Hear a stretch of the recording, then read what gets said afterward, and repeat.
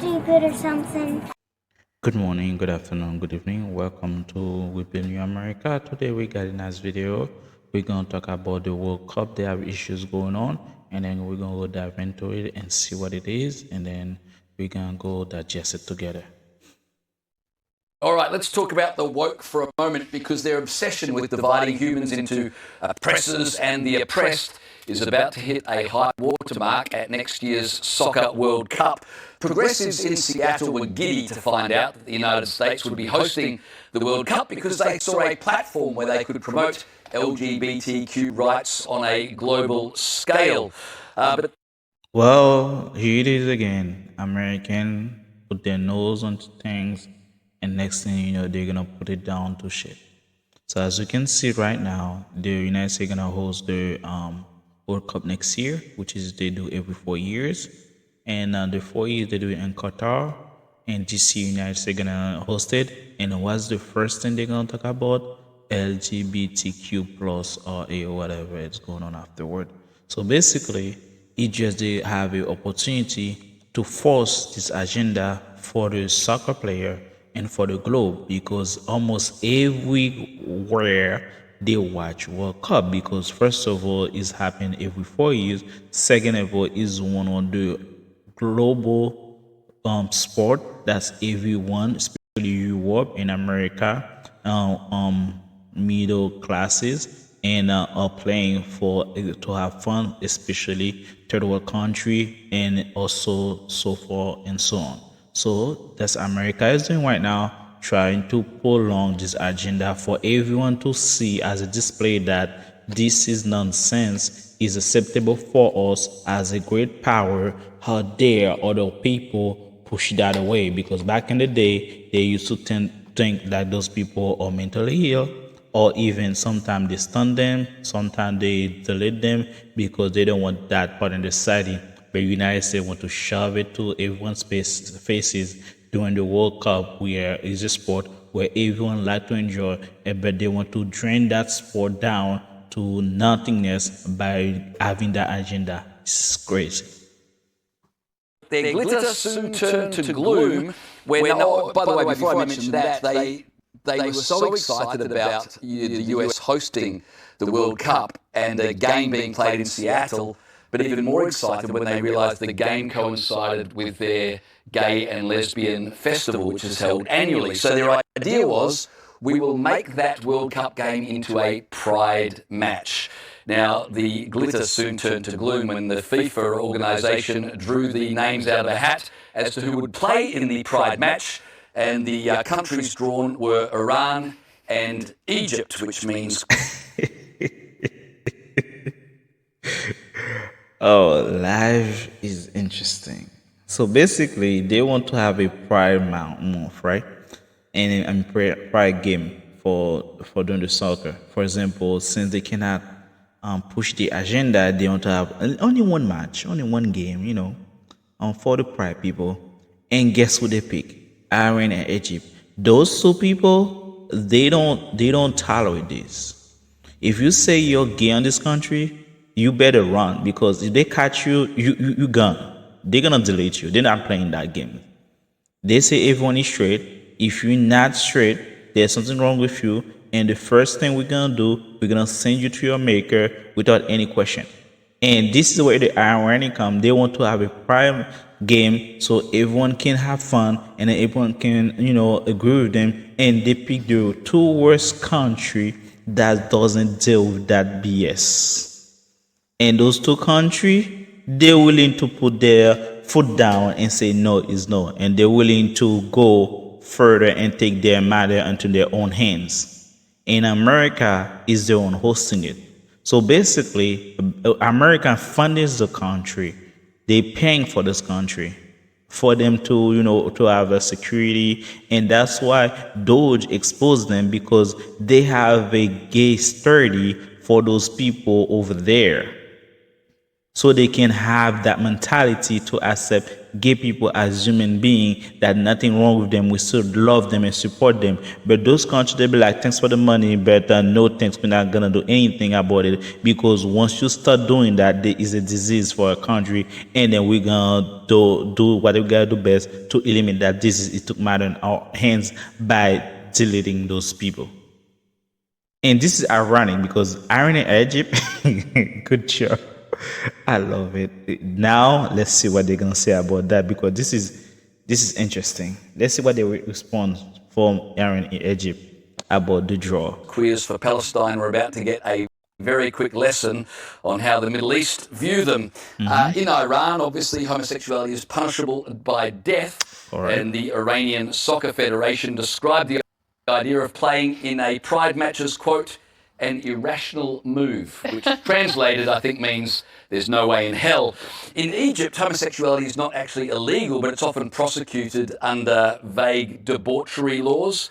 The Egyptian Soccer Federation described the idea of playing in a pride match as, quote, a terrible clash with cultural, social, and religious values. So this sets up. Yeah, it's true. It's just like they don't care about your religious belief, because most people over there, their belief system is they have Allah, and Allah don't play with that game. And Allah and those Muslim country, if you are gay, you that's mean that you're the devil in flesh. So they're gonna kick you out. Either you leave the country, as I said earlier, or they're gonna delete you. They don't play with that nonsense. Allah don't mix with that nonsense. And that's what they're trying to, that's the next agenda they're trying to push for the Islamic people, accept those LGBTQ plus people as human being, and those people, they put their foot down, they not even entertain that idea. And that's why America is pushing them, is paying them, so they will tolerate the LGBTQ plus those people, so they can have their way. But at the end of the day, they know it's detrimental to their country, because now look at America right now.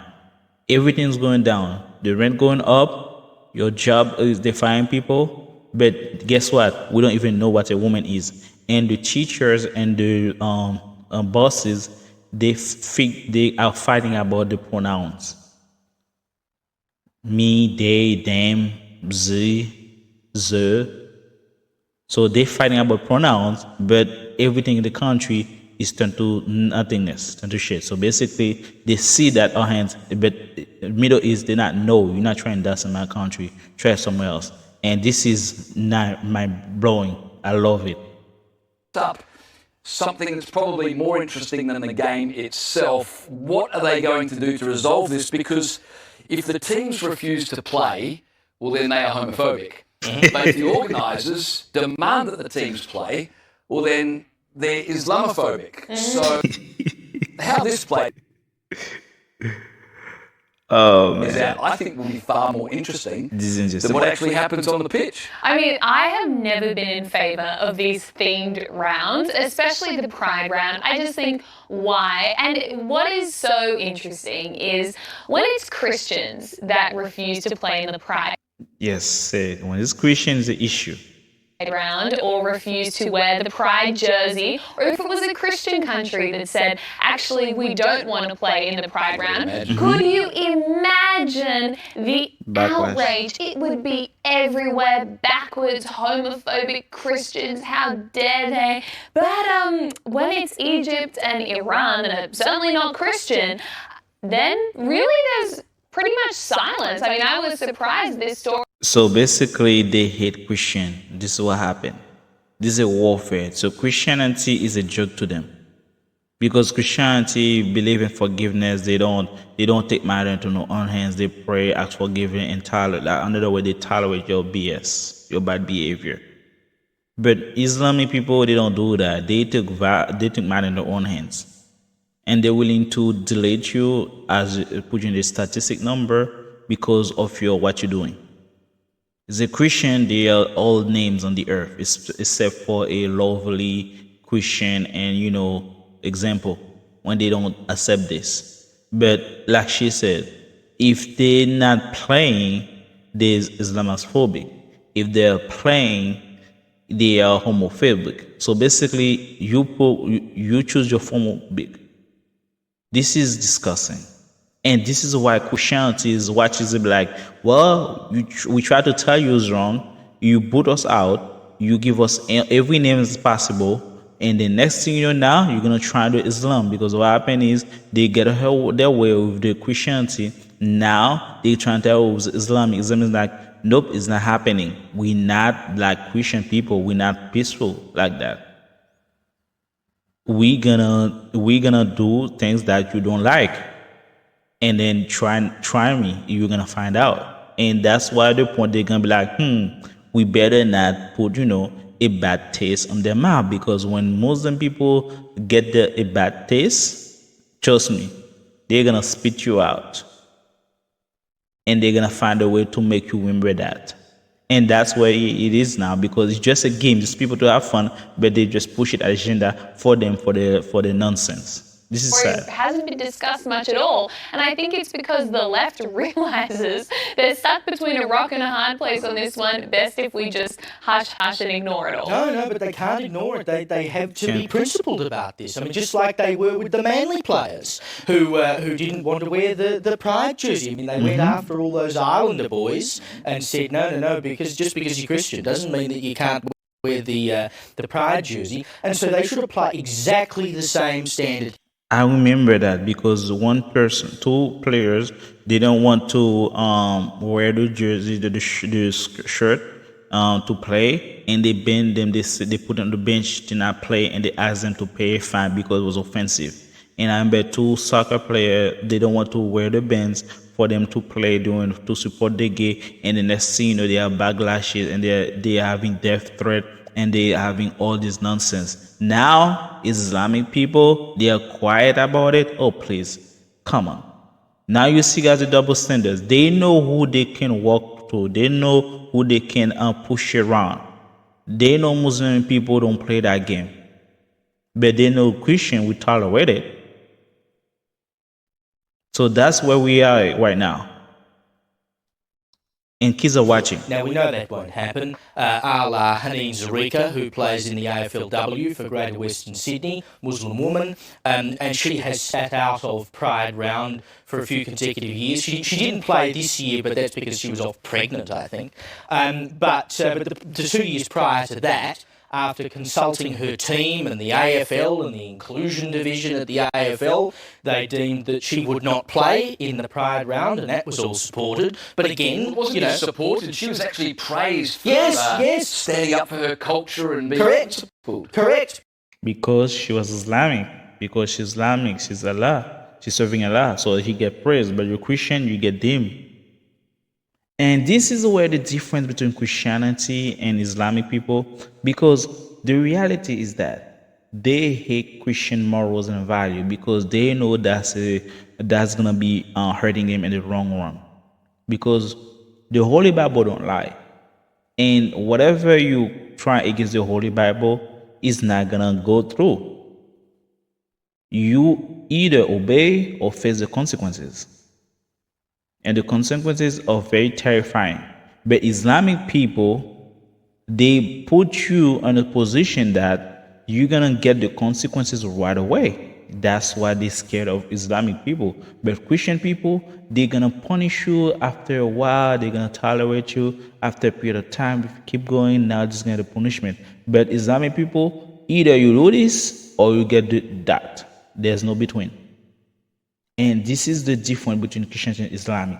Christian is very peaceful. Islamic people take matters to their own ends. And that's what happened. When Islamic people stand against LGBTQ+, they proud, they give their hands, they praise, they stand for your belief, stand for religious. We with you, sister, we with you, brother. Don't let the nonsense go through. But when Christian does that, how dare you? How could you let that happen? How could you let that happen? When the Islamic people, they do that. Okay? But when it's the Christian people, they do that. That's what it is. And every time they push that narrative to the Christian in school, every time, this is what they do to Christian people. Every time. And every time they do that. Yes, they like if you believe, if you're religious, we're gonna do whatever we want. And then next thing, if you don't like it, get out of job. We don't want you anymore. And this is what they do every time. And thank you guys for watching. Thank you for the subscribe. I appreciate that. If you like my video, give it a thumbs up, subscribe, and I'll see you guys next one. Ciao.